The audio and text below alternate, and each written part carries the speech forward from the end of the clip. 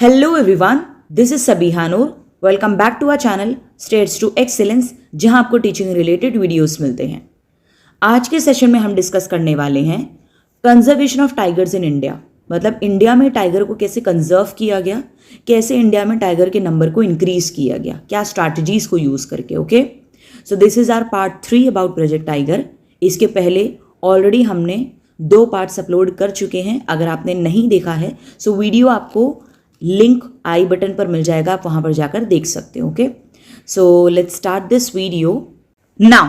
Tiger के number को increase करने के लिए जो स्ट्रैटेजी यूज की गई उसका नाम है core buffer strategy. So India में जितने भी टाइगर रिजर्व क्रिएट किए गए तो वाइल्ड लाइफ एक्सपर्ट ने कोर बफर स्ट्रैटेजी का ही यूज किया उनके नंबर को इंक्रीज करने के लिए।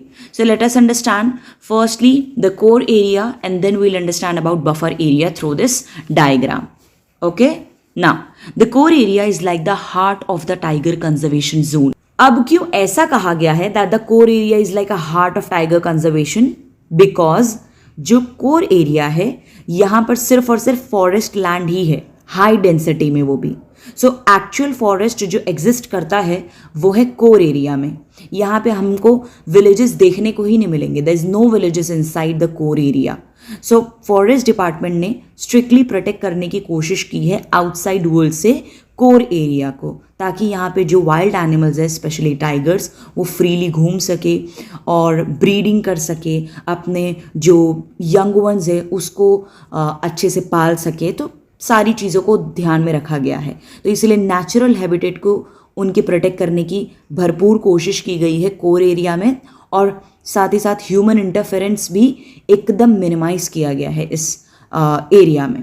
तो इनके लिए ये जो कोर एरिया है ये एकदम सेफेस्ट है, एकदम सिक्योर है। Okay, now these area are kept free of all human activities. सारी ह्यूमन एक्टिविटीज से इसको एकदम फ्री रखा गया है।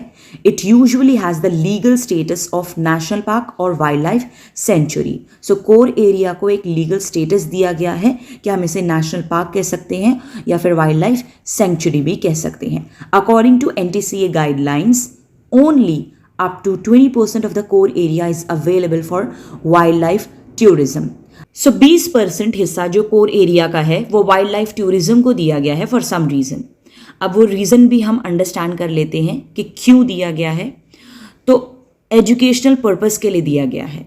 अब हम सबको पता है कि स्कूल से हम एज अ फील्ड ट्रिप या फिर कॉलेज से फील्ड ट्रिप स्टूडेंट्स को लेके जा सकते हैं to make them understand about the importance of conservation. हम उनको बता सकते हैं कि ये जो स्पीशीज़ है ये एंडेंजर्ड स्पीशीज़ है, हमें इनको प्रोटेक्ट करके रखना है, इनके हैबिटेट को प्रोटेक्ट करके रखना है, राइट। ये सब के बारे में हम उनको अवेयर करा सकते हैं। साथ ही साथ इसीलिए भी ताकि जो है टूरिज़्म जो भी एक्टिविटीज़ होंगी उनसे रेवेन्यू भी जनरेट होता है। अगर हम सफारी बुक करेंगे देखने के लिए तो उससे रेवेन्यू जनरेट होगा, जो सफारी की फ़ीस होगी, राइट। तो कहीं ना कहीं वो कंजर्वेशन एफर्ट को फंड करता है। तो ये भी एक हेल्प चाहिए होती है। एंड नेक्स्ट इज़ जितनी भी सफारी कंडक्ट की जाती है बाय द वे वो बहुत ही ज़्यादा स्ट्रिक्ट गाइडलाइंस में कंडक्ट की जाती है। उनको एक स्पेसिफिक रूट और ट्रैक दिया हुआ होता है कि इस पर ही उनको चलना है और बहुत ही ज़्यादा रिस्ट्रिक्शन के साथ वहाँ पे ले जाया जाता है ताकि बिल्कुल भी वाइल्ड लाइफ को डिस्टर्बेंस ना हो।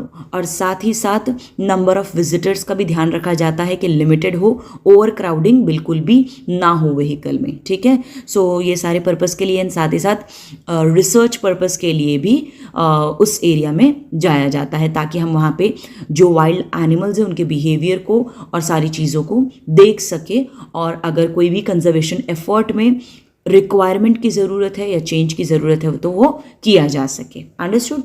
Now let us understand about buffer area. This zone lies just outside the core zone and allows limited human activities. So अगर आप फिगर को देखेंगे तो आपको समझ में आएगा कि कोर जोन को कैसे सराउंड करके रखा है, कैसे एक प्रोटेक्टिव लेयर प्रोवाइड की है बफर जोन ने, राइट। तो वो सेपरेट करके रखता है आउटर लैंड से ताकि डायरेक्ट कॉन्टैक्ट ना हो। सो बफर जोन जो होता है इसमें forest as well as non forest land भी है, और ये लेस डेंस होता है as compare to core area.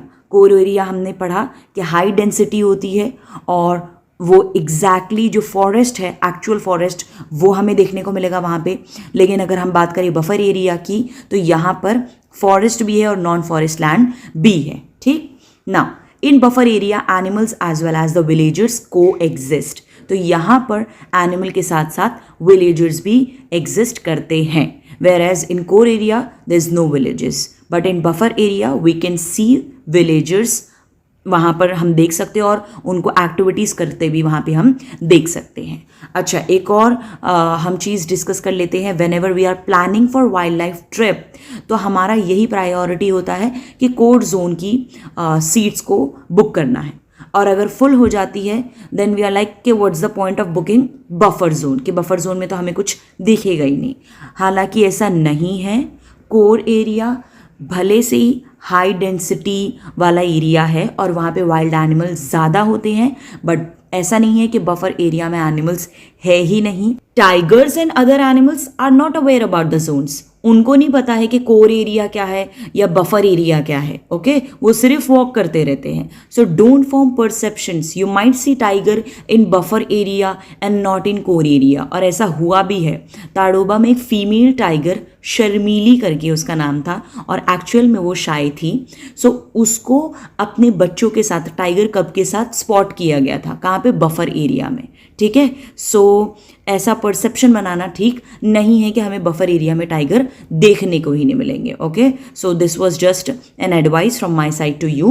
So thank you so much. यहाँ पे होता है हमारा सेशन ख़त्म। I hope you have liked it, और अगर पसंद आया तो लाइक शेयर सब्सक्राइब ज़रूर करना। मिलते हैं नेक्स्ट वीडियो में, नेक्स्ट पार्ट में। तब तक के लिए bye, take care of your self and thanks a lot for watching.